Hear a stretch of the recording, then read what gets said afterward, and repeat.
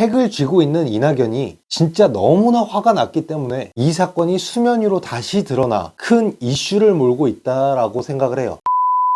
자, 여러분 반갑습니다. 가치를 관찰하는 볼보입니다. 요즘 거의 모든 뉴스의 내용이 이재명의 비리 연루 사건에 대한 내용들로 가득하죠. 저 또한 성남시 대장동의 비리 사건에 관한 맹점을 짚어서 영상을 올렸었는데요. 이번 영상은 이재명의 대장동 비리 사건에 대한 제 개인적인 생각을 좀 풀어볼 생각입니다. 오늘 올리는 영상은 팩트는 아니나 제가 얼마 되지 않는 시간이라도 지금껏 살아오면서 알아가고 느꼈던 점들을, 저들의 행동과 특성들을 종합적으로 제 나름대로의 합리적인 추론으로 펼쳐낸 뇌피셜입니다. 그러니 이번 영상은 너무 심각하게 보시지 말아주시고 그럴 수도 있겠구나 정도로만 봐주셨으면 감사하겠습니다.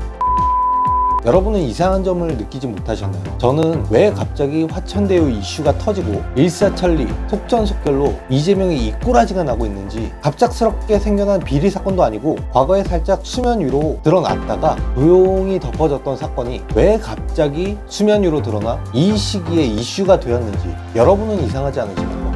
제 나름대로의 생각을 정리를 해보자면 저는 이 사건이 이낙연 때문이 아닐까라는 생각을 합니다. 결론부터 얘기를 드리자면 핵을 쥐고 있는 이낙연이 진짜 너무나 화가 났기 때문에 이 사건이 수면 위로 다시 드러나 큰 이슈를 몰고 있다라고 생각을 해요. 핵을 쥐고 있는 이낙연이 화가 이만큼 올라온 거죠. 그래서 이 사건이 수면 위로 다시 드러나서 큰 이슈를 몰고 있다고 생각을 합니다. 제가 이렇게까지 생각하게 된 이유는 이낙연의 국회의원직 사퇴로 인해서인데요. 주변 지인들에게는 이렇게 표현을 합니다. 이낙연이 빡쳐가지고 좌익의 핵심 인물들의 목을 졸랐다. 이낙연이 국회의원직 사퇴를 발표한 날은 9월 8일.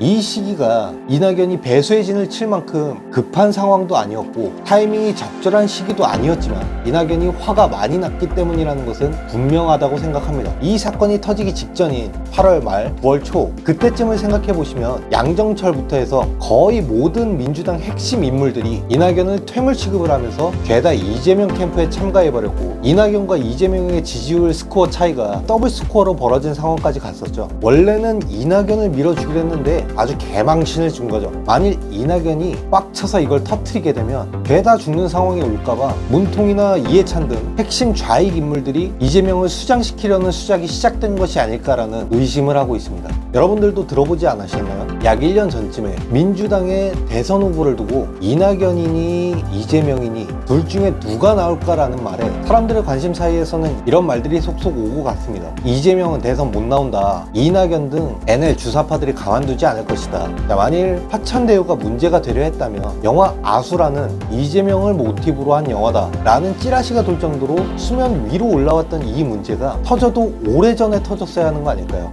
권순일 대법관이 이재명에게 붙은 것도 이러한 이유가 아닐까라는 생각을 합니다. 이렇게나 헤쳐먹어도 너무 헤쳐먹어서 선을 심각하게 넘어버렸는데 이렇게나 어마어마한 것들이었음에도 묻어버릴 수 있는 이재명의 파워에 조용히 덮고 넘어가는 것을 보았기 때문이 아니었을까 하는 생각이 들더라고요. 한둘이 아니었겠죠. 민주당 핵심 인물들이 이낙연이 아니라 이재명에게 붙었던 이유가 뭐였겠습니까? 콩고물이 더 떨어지니까 그런 거 아니겠어요?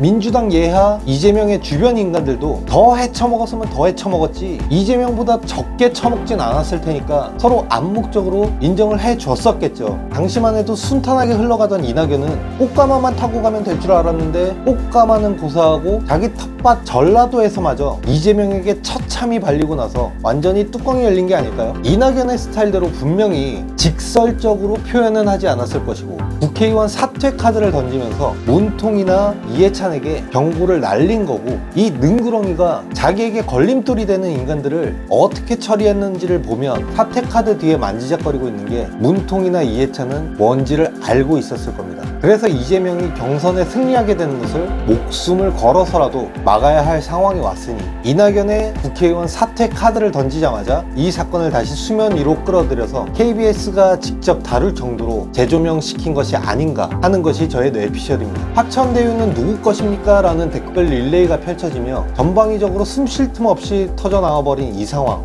여러분은 어떻게 보고 계신가요? 오늘도 영상 봐주셔서 감사드리고 대한민국의 가치를 올리는 볼보였습니다. 다음 영상에서 뵙겠습니다.